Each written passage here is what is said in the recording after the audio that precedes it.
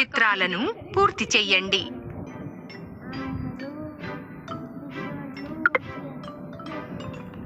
మీరు చాలా బాగా చేస్తున్నారు. అద్భుతం.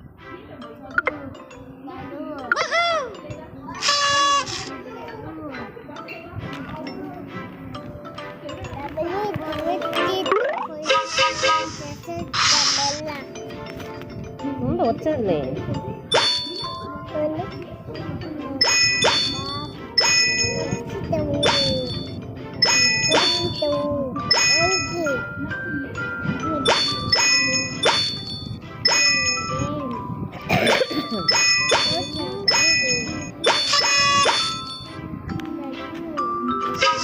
జంతువులను వాటి పిల్లలతో సరిపోల్చండి.